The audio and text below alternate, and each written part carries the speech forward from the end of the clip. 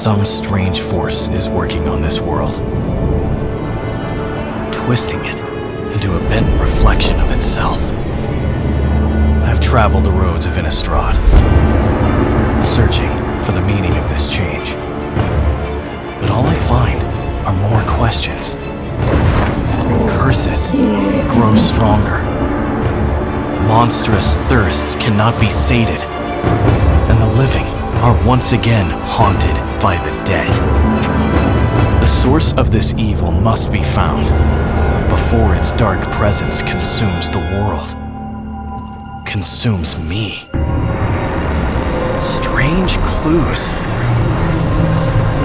A trail of dark magic. A tangled web of insanity. But the knots are unraveling. Those who once protected the world now fly on blood-stained wings. They've led me here, to this consecrated ground, to this madness.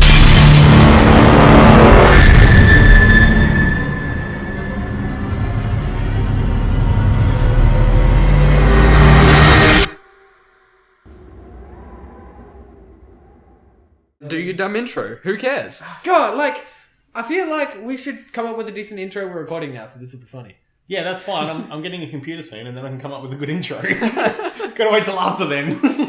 You know what we could do? We could just have this bit here recorded as our intro. Da da da da da da. Magic! Games! Other things. Welcome to Casual Beats. This is our episode number 2. Milestones reached. Milestone. 2 isn't a milestone. It should be. It's like, is it's when a you're good a baby. cost for magic cards, but it's not really good for podcasting. Like, oh, we've No. done 2. Woo! Okay, I'll give you that one. Let me know when you're at 100. Now, for those that don't know, Shadows of Innistrad have come out. So this week we're going to be talking about... Has a week to release. Technically, yeah, it's not released yet. But Okay, hey, by the time we when release we're- this, it'll be like 3 days, maybe. yeah, it'll be about when it comes out. But right now we're about to do pre-release. Well, So we've been thinking about a lot of limited, so we're going to have a bit of a chat about what we are thinking about the new set. But before that, we'd like to introduce ourselves. I'm JJ, I'm David. I'm John. and our favourite tribes of Innistrad are vampires.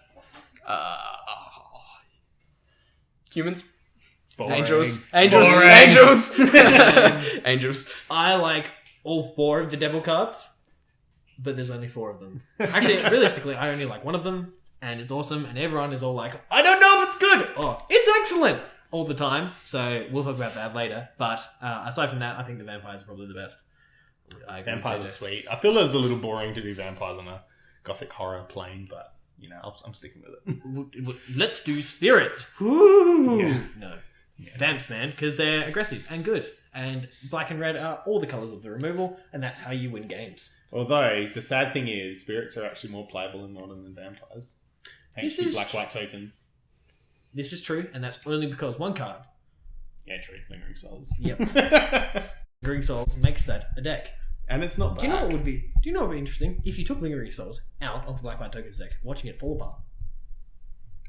It wouldn't even be a deck anymore. It's not back because it's just busted. Yeah, I know. That's sadness.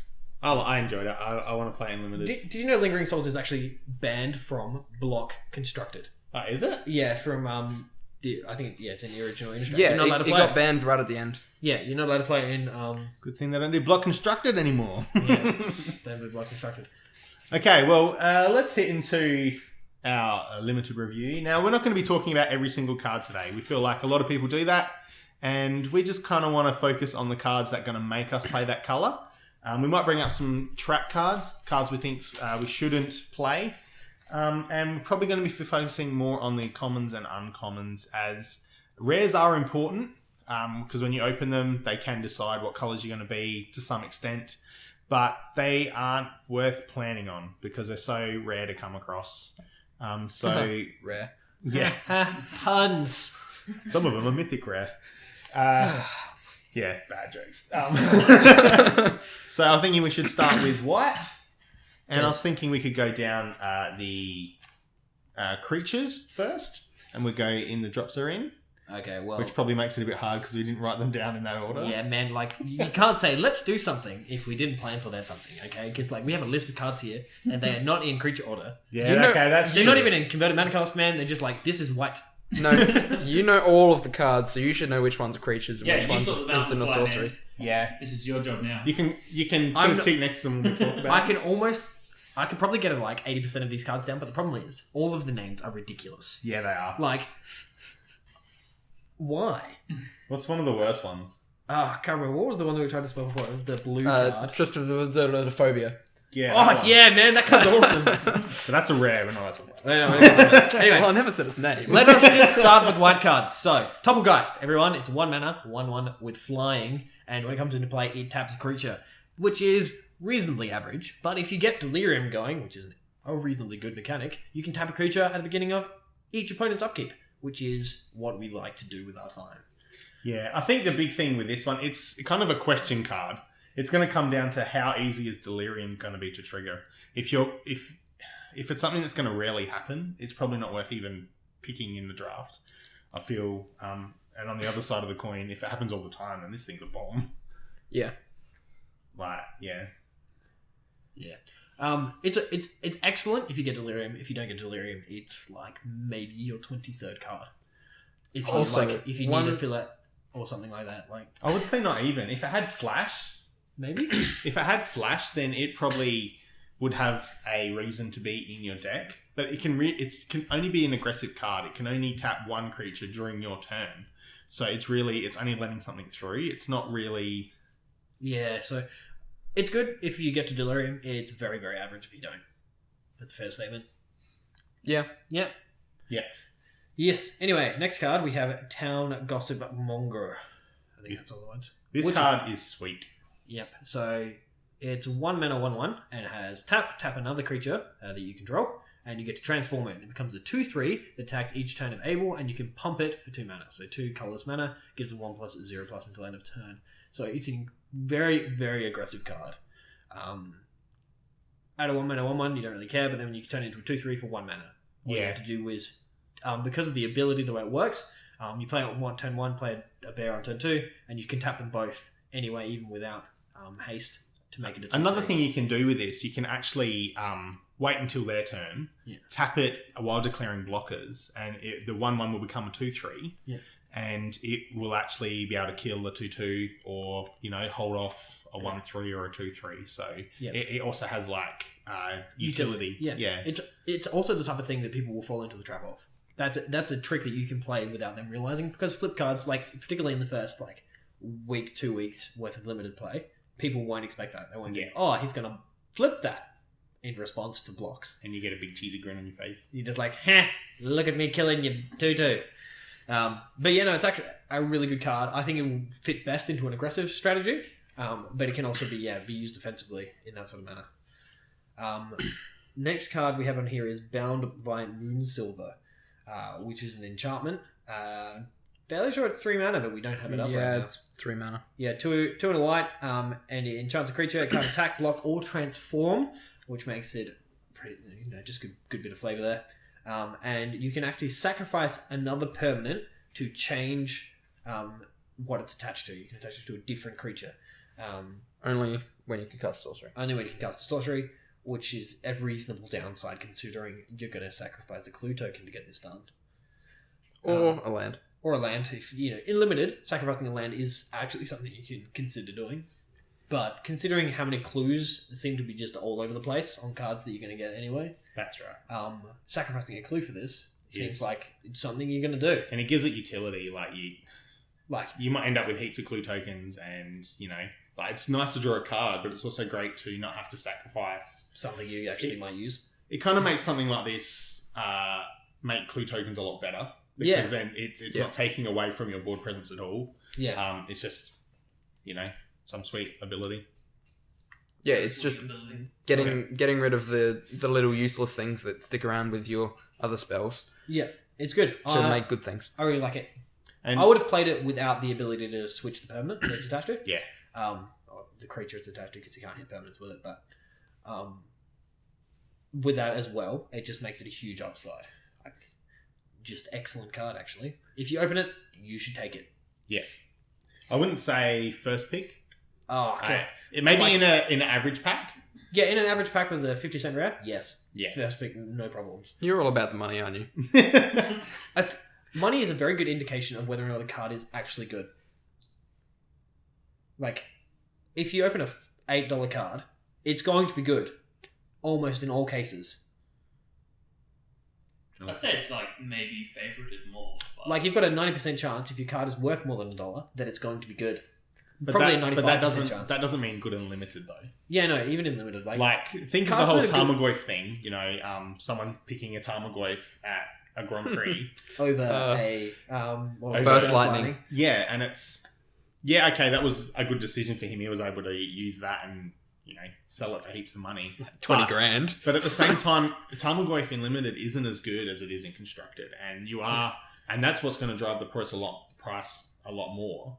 Yeah. So it doesn't necessarily have that correlation. It could actually be, no good at all. It could be no good at all, but like, Tarmogoyf is a very rare case of a card that's only good in Constructed. Like, Bob is another one. Die Confident is a card that's not good in Limited, but is great in Constructed, because that kills you in Limited. It actually just kills you. I reckon it'd be pretty good in Magic Origins. Yeah, consider Magic Origins being really low curve and things like that. That doesn't matter. But Why are we talking about this? we got distracted about whether or not we should first pick Bound. Yeah. I reckon Back on task. it's probably pretty common. The next card I want to talk about is Griffs Boone. Is it Griffs Boone? Yep. Yeah, Griffs Boone.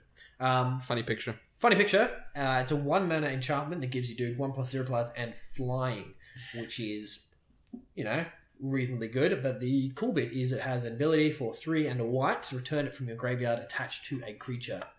And you can only do that as sorcery speed, I'm fairly sure as well. Yeah. Because they've stopped letting you do things good. Instant speed is where everything is at. Computer fails. I don't know how I feel about this. This card, people have been saying it's kind of like an equipment that you can only equip again once it's in the graveyard. The upside on the card is the stats that it gives you in the first place is pretty good for the amount of mana it costs you. For 1 mana, you're getting 1+0+ and flying on your creature. So, that's a reasonably decent amount for your 1 mana card. And the ability to bring it back in a late game makes it something that you can actually play in Limited without having to fear you getting 2 for 1 off your enchantment, because it actually comes back and you can use it for utility. And flying is a very relevant ability when you're in Limited. Yeah, I actually have to disagree. I feel like it has a utility. Yeah. Maybe in an aggressive deck, but 4 mana for +1 and flying is a lot. It may help with board stalls, and it might end up being maybe something that you think about picking a bit later on, putting in your sideboard for games where it might board stall. But I feel like looking at the set, I don't think it's going to be that great. Yeah, I think it to me it looks like a 22nd, 23rd card in a very creature heavy deck, like in lots of ground creatures. It's the type of thing it will break board stalls, and the initial cost of it is low enough that you don't feel bad playing it the first time, and then essentially you get to play it again over and over again on your creatures when it hits the graveyard. I would play it as a one-off. I like playing a second copy makes it really redundant. I wouldn't do that. Playing a one-off maybe is your 22nd or 23rd pick. But I think it's a card that you will see someone play and you will die to it because you can't deal with it. Also, Definitely. something to keep in mind, when it does die, and between when you bring it back, it does add 2 delirium. It does. So it's a 1 mana, when this creature dies, add half of your delirium. Yeah. Pretty much. Because you got the creature going to the graveyard and also the enchantment. So that's one thing to think about. Yeah.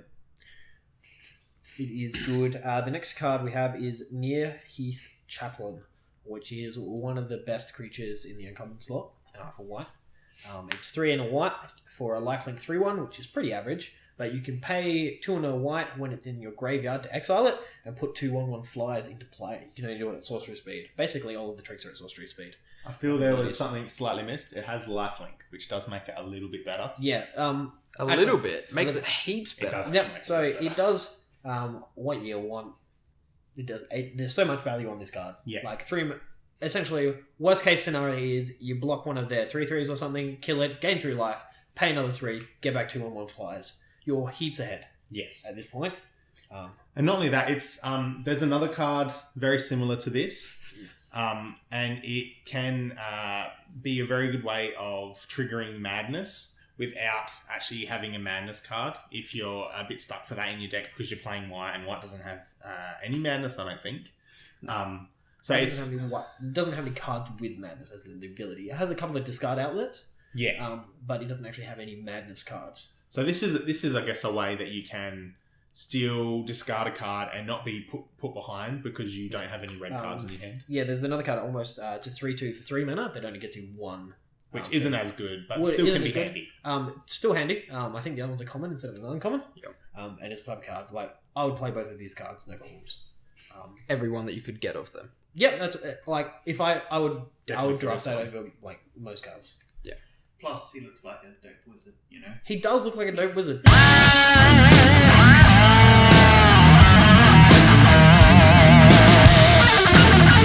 He's like you shall not pass. And he's got his spirits behind him, Yeah. Yeah. He's got his crew. and they're just like, oh. He looks like Napoleon as a wizard.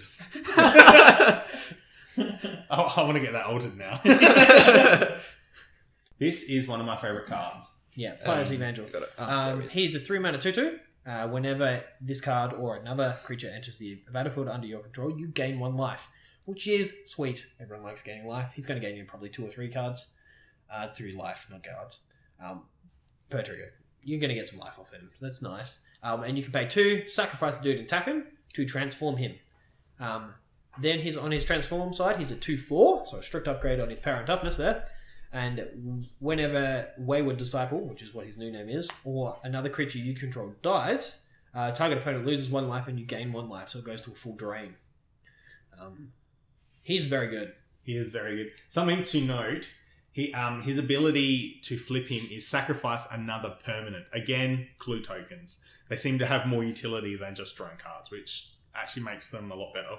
Makes Yeah. me happy, because I didn't like clue tokens to begin with. Yeah, Click tokens have good and bad. Like in some cases they're excellent. Like in this use, they're really useful for this utility. And then in other cases they have blown out cards to make them terrible, like a 5 mana counterspell with some investigates. Like Man. why? But yeah, this card, it's really actually quite interesting. It has a lot of different sort of interactions with when you would want to flip it. Because you're wanting to get gain life off entering the enter the battlefield trigger on the front, on the day side. But it's sort of a difficult time to figure out when you want to flip it. When you want to start draining people. Yeah. Because they have different triggers. So it's a death trigger compared to a life trigger, enter the battlefield trigger. So yeah, it can be a little bit difficult, that one. Cool. I feel it's a great card. Yeah, It's I a think great card. Pick it. Yeah, I like that card. Like, White has a fair amount of decent like utility creatures. They're not just decent stats; they do decent things. Yes, they're. I actually feel like the white stats aren't that great. They Yeah. seem a bit lackluster in a lot of areas, especially at the high end. Yeah. Like 5 mana for a 3/3. And it's not that great. I'm not a huge fan of a lot of the thingies, but it's the abilities that they have that makes white really appealing to me. Yeah, it's got a lot of depth and longevity to the cards. Next card on the list is one of the enemy colored cards. So there's a set of uncommons that are all enemy colors. This is the white one. It's Nihiri's Machinations. I am bad at pronunciation. Machinations? Machinations? Well, I would like some fries with my max. So. Anyway, She clearly didn't get them because she's pretty mad about it. Yeah. I want to see the manager. With my badass sword and my dudes with the torches and So it looks like she this started place right. It's 1 and a white for an enchantment, and it says at the beginning of combat on your turn, a target creature you control gains indestructible until end of turn. That is pretty sweet. Like in an aggressive deck, that's what you want. It's only beginning of combat on your turn, which means you can't use it as a defensive card to turn one of your dudes indestructible when they're all like, ha, I'm coming in with my big dude, and you're like, my dude's indestructible, so whatevs. But no, so it's only a it's essentially a very aggressive card. It is white with a red ability, which usually leans itself towards aggression. The ability, the red ability, it's 1 and a red, no tap or anything like that, and it deals 1 damage to target blocking creature. You can spam that as many times as you want. Giving your dude indestructible and then also being able to ping blockers is sweet. Very sweet. Something to note with this card, I feel like the trap would be possibly playing it on turn 2. In an aggressive deck, you really want to get your board presence out first. This is like the type of card that you bring out later on as you've got your board presence. They're starting to catch up to you, and then you go, Yeah, so one of the things you can look at this is like it's a 6-drop, not a 2-drop. Yeah. It's you pay 1 and a white to put it out, and then you pay 2 and 2 red to do 2 damage to a blocking creature that turn when you're attacking. You need to realize that if you play it on turn 2, you're missing your 2-drop slot. Yeah, which is very important for aggro. Yeah, you need to be putting your 2-drop out. Sometimes you don't even have a 1-drop, so that's when you start to get your aggro on. Also, one thing some people might fall into as well, if you're in white and any other color, it's an okay card. It's not great. The red is really what makes it so good. So if you're just in white and you picked it up, you're not playing red, definitely consider not running it, because it looks appealing, but it's really not that good without the second ability. Even if your dude has indestructible, if he's not bigger than their dudes, you're not getting through. Yeah. Indestructible or no indestructible. So it's going to be pretty sweet. I reckon it'll be a good card in white-red. Like, it'll be excellent in white-red. If you can splash for it, like splashing the red, it's also playable, but splashing is not that easy. I don't know about splashing, because you want to be able to activate the second ability maybe 3 times in a turn.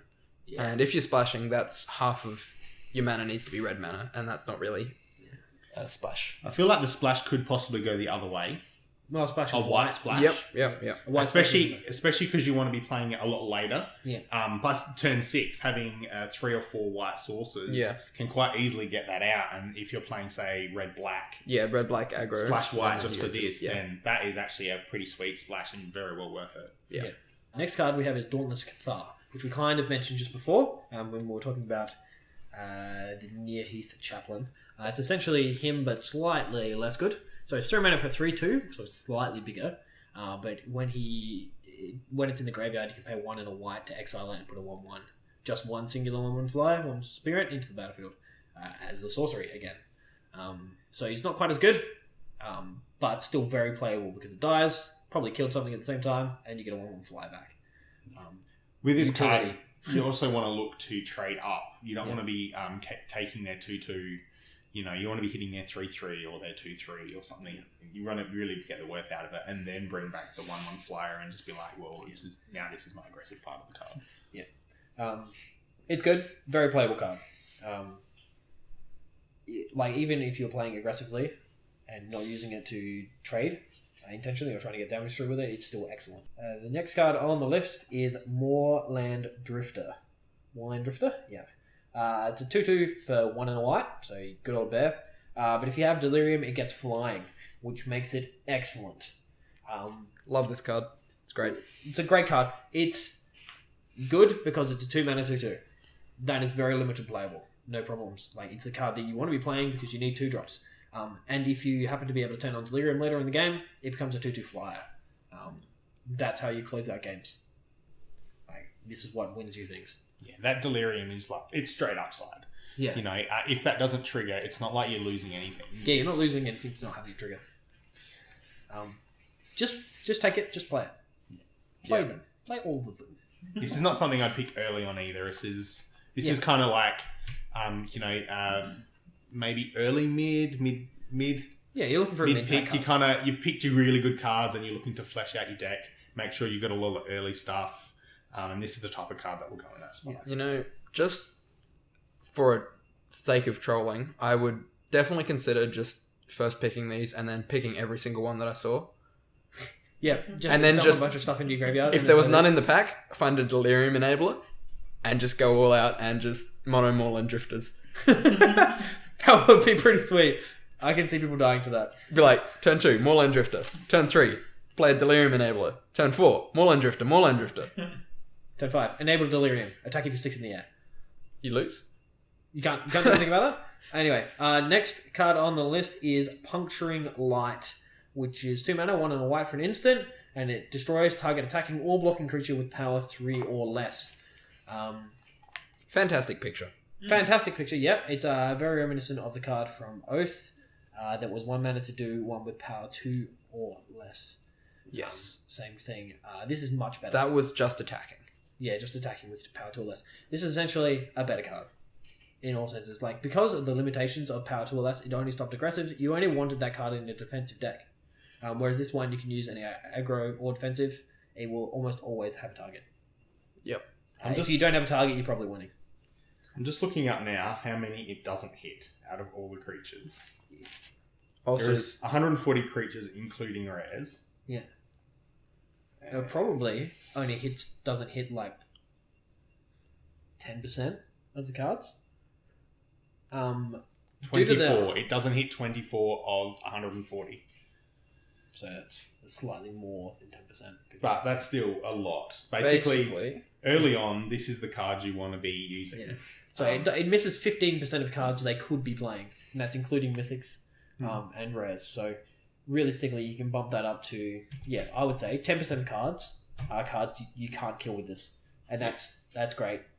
I feel like this card is going to be that removal that's important if you're going to be playing a slow, grindy, up to a big threat. You got your Avacyn and stuff, and this is something you play to get there. Yeah. I would not. even so, it's 2 mana. Yeah, I play this in every deck. I don't care what my game plan is. If I'm aggro, if I'm combo, which is basically impossible, or if I'm mid range or control. This is a great card. Yeah. You What I mean by that is this is the card you need. Yeah, if you are playing that defensive deck. Like, if you don't have this card and you've only got 5 mana removal, you're going to be in a lot of trouble if you don't have something like this. And this is that type of removal spell. It's really good. Next on the list of removal spells is Angelic Purge, which is 3 mana, and you sacrifice... I think you can just sacrifice a permanent, and you can exile either a creature, a artifact, or an enchantment. So yeah, you can sacrifice anything. Isn't it? Sorcery, 2 and a white, and you can exile a target artifact, creature, or enchantment, and you just have to sacrifice a permanent, which means sacrifice a clue token. Or a land if you want to enable Delirium as well. Yeah, clue tokens or lands, essentially. Enchantments. And if you're in a real stick, you could sacrifice like a creature that you didn't need anymore or something because you didn't have anything else you could sacrifice. But it's excellent. Excellent. It's a common as well, which is great. That's what I like to see. This is also a card that you should play. Probably not something you want as many of. Like Puncturing Light, you could play probably 3-4 of those without feeling like you'd hampered yourself. Whereas Angelic Purge, you probably don't want to play more than 2 of, because then you're running out of things if you draw 3 of them. Unless you are heavy on clue creation. Yeah, if you're really heavy in clues, just play all of these. I make a clue, I exile your dude. I make another clue, and I exile your other dude, and then I kill you. Because you can't come back. But then, again, this is the type of thing you'd save for their big dudes as well. You wouldn't want to use this on a 2-2. That would be very much a waste. If you are playing 3 of these and sacrificing 3 clues, then you're actually paying more for your other cards, because the other cards do less, the ones that generate clues. Yeah. So they do less because they generate clues, and that's part of the cost. So you're actually paying more for the rest of your cards if you're playing 3 Angelic Purge. Yeah. So that is true, but at the same time, if you look at the utility you're getting out of the clues to be able to say, I either want a card or I want to kill something. Like, if you have those clues and you feel like you want the card, you can still sack the creature that made the clues. Yeah. So either way, utility in Magic is such a powerful thing, and having clues and this in your deck actually makes this even more powerful of a card. Yeah. I still wouldn't probably play more than 2 copies. No. Unless I had a way to make sure that I always had something to get rid of. But it's a great card. Definitely something that you can consider actually first picking.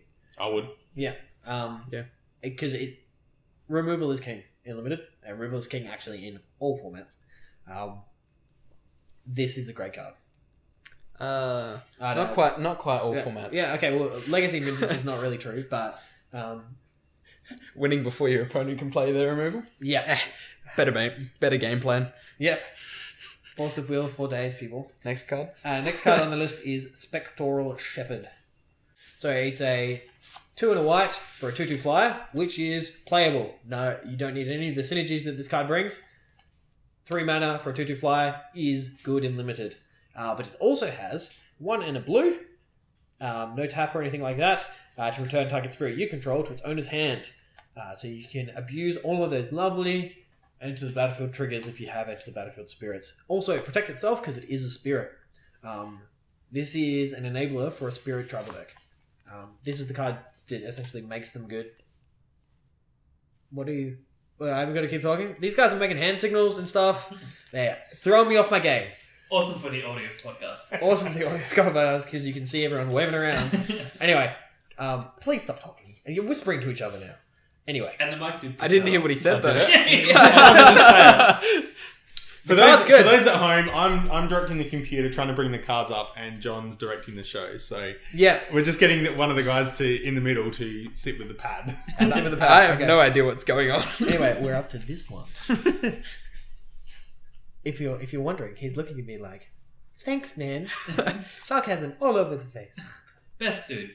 Anyway, as I was saying, this card is an enabler for the spirit deck. If you want to try and draft the spirit tribal deck, this is a card that you want to try and get. It's the uncommon for that tribe. Yeah. The interesting thing about the spirit deck, I actually looked into it because I was interested to see how good that color would be. There's 15 different spirits spread between black, white, and blue. Only one of them, and I believe it's a rare, really cares about entering the battlefield for spirits. Most of the rest, if it does have it enter the battlefield, it is very underpowered and not really worth the bounce just for that. So it's more looking to protect your spirits. Yeah, I think the only common else. one that you might be actually interested in bouncing is the one that it's a 2/3 flyer that you gain 3 life when it comes to the battlefield. Yeah, I believe that also has the tagline of only if a creature had died this turn. So again, No, I think it's if you control the spirit. So essentially, you just gain 3 I life. misread that So- one. That is actually really good. Yeah, so if you control a spirit, it's a good thing to bounce. You bounce it, and also because it's a bounce and it's non-tap, you can actually give yourself pseudo vigilance if you have mana open, attack with your team, and then bounce them all, put them back, and they're untapped. It's pretty mana intensive to try and do that, but it's still pretty good. Another one of the rare spirits does actually care a lot about Yeah, the yeah. battlefield When it effects enters, you as gain well. life or something.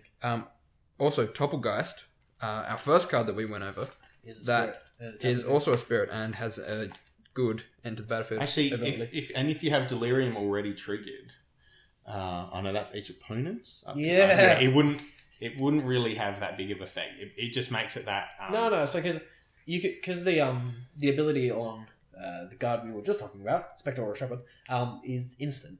It's an ability. You can wait for that trigger, tap one of their dudes down at the beginning of their upkeep, then bounce it and tap another dude. They can't attack you. Oh, actually, even better. You can wait for it. They tap one of their creatures, one of their dudes attacks. You block with Toppelgeist, bounce it to your hand. You've now stopped 2 creatures from dealing damage, and then you put it in at the start of your turn, and you've also tapped it down another creature of theirs. Yeah. That actually is really good. Yeah, that's a serious combo. They are both uncommon, so it's not something you're going to see often. Yeah, but that's a 1 mana spell and a 2 mana spell. So very doable. Every time. 1 mana and a 3 mana. That's 3 mana, sorry. Yeah, so that's the thing you can do. Yeah, but it's a 3 mana loop. Yeah. Because the ability is 2 mana and then the replaying the delirium. creature is 1 mana. So, yeah. Aside from the bit where you wouldn't be doing much attacking doing that, If you get stumped at 3 lands, they're not getting back. Anyway, they will wait for you to get your lands. You can still do the attacking with the 2/2 2 fly. Yeah. Spectral Shepherd and just use Toppelgeist to tap down the rest of their army. Oh god, that would make me cry. If someone happened to lock me out using that, I would be very disappointed. I plan to do this. I will set fire to your stuff. Fiery temper, people. Fiery temper.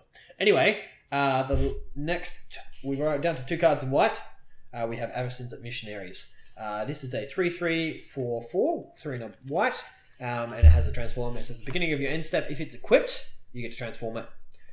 When it's transformed, it exiles the dude until it leaves the battlefield, and also gets a bit of a power toughness. It goes to 4/4. It's good. If you somehow manage to draft this and some okay equipment, the problem is the equipment is mediocre at best. Some of it's okay if you can get some transform triggers, like there's the transform equipment, That's 1 mana, but then when it transforms, it's beast. But you have to like get the right combination of cards. It's not something you can intentionally go out of your way and say, I can draft the equipment deck and actually have a decent draft deck every time. Sometimes it'll work, and sometimes you'll still get stuck and die. The artifact you're thinking of is Neglected Heirloom. A equipped creature gets +1/+1. When a equipped creature transforms, transform Neglected Heirloom, equip 1. And when it transforms, it is equipped creature gets +3/+3 and has first strike, but then its equip cost is now 3. Yep, so it'll stay equipped, which is handy with transform. So you're not losing anything out there, but like it's really hard to get working. Like equipped, the heirloom or whatever it is, neglected heirloom, is something you want to actually probably look towards in a werewolf deck, which is red green, and this guy's white. Yeah. Even though there is a little bit of an equipment theme in white, it's too little to actually consider as an actual theme for drafting. It's kind of like a tier 2 or tier 3 draft strategy. There are some others that are probably all right playing, but it's probably, there's not really, as you said, there's not enough to make it worth it. Yeah, not enough to say, hey, I'm going to pick this card, and then I'm going to go and try and draft Architect. If you get a few of these, it might be worth grabbing 1 or 2 equipments just to chuck them in there. Yeah. If you can regularly turn this on, this card is excellent. The problem is turning it on. Yeah. Half of the equipment is, probably 75% of the equipment is mediocre at best. Whereas this card is only good if, it's very average if you don't have A equipment. 3/3 for 4 is alright. Yeah. It's Good old Hill Giant. doable. Yeah, it's doable, but it's not something I would want to play. The last card on our list is Silver Strike, which is 4 mana for an instant, 3 and a white, and you get to destroy a target attacking creature, and you gain 3 life. Now, this is a card that makes white people smile. John just did that off the top of his head. That's how sad his life is at the moment. Yeah. We did not have that up on the screen, and he just recited that perfectly. Yep, it's excellent. Good card. Also, I said white people, I meant white players. That still doesn't know. People that play white, you mean. Yeah, Let's be my politically intention correct here, guys. was not to be racist there. It's good. The art is also good. I love the werewolf getting stabbed through the chest there. It looks excellent. This is a great card. This is a card you want to play. It's uncommon, and it's the type of thing you want to add common, because if I had 4 of these in my deck, you would not beat me. Yeah. The fact that it doesn't say blocking creature is a slight downside, because you might not come across as an FNM, but maybe at higher levels or higher in the FNM when you get towards the top end of it, you'll get people that'll actually learn this card and they'll learn to play around it. Yeah. You're holding up 4 mana and you're playing white, they're going to start going, well, I'll attack with everything but my best creature until you kill it, and then I'll start attacking my best creature again. Yeah. So it's not that much of a downside. You still are getting something out of it, but at the same time, you can play around it. So. Yeah. You can play around it, but the way you play around it is by not attacking. That's even an advantage to you. You could even fake holding this card up. Yeah, true. Mana, you can fake holding it up. The people won't attack with their creature because they're fearing getting stabbed and you gaining 3 life. That's you're winning at that point because you're forcing them out of attacking. They're behind. Against people I know that are good and will think about that, I do that regularly. I just, I won't play this spell. I have nothing in my hand except for this creature, but I'm not going to play this creature because then I can hold up, like I've got an actual card that I can blow them out with. And they just don't attack me. And it's great. Also, we would like you to should note think about this. Cards you should not play. Chaplain's Blessing. If you see this card, pass this card. Keep passing this card. Leave that card. Do not pick it up. Do not play that card. If it is the last pick in the pack, I would still consider not taking the card. Throw it at the person next to you. Yeah. You get Or the 5 person lives. across from you. Yeah, it's I guess you're wondering what it is. It's a 1 mana sorcery, 1 white, and you gain 5 life. And you're thinking, oh, that's not bad. It is bad. Very, if I have 4 very... of them, I gain 5, 10, 25 lives. Mazo's doing that. It is bad. Like, this card could be played in a sideboard against a burn deck. It would still be bad. It would still be mediocre. They say like a unwritten rule of Magic is 7 life per turn. Now, the turns that you want to be playing this isn't the first turn. It's towards the end of the game when you're about to lose.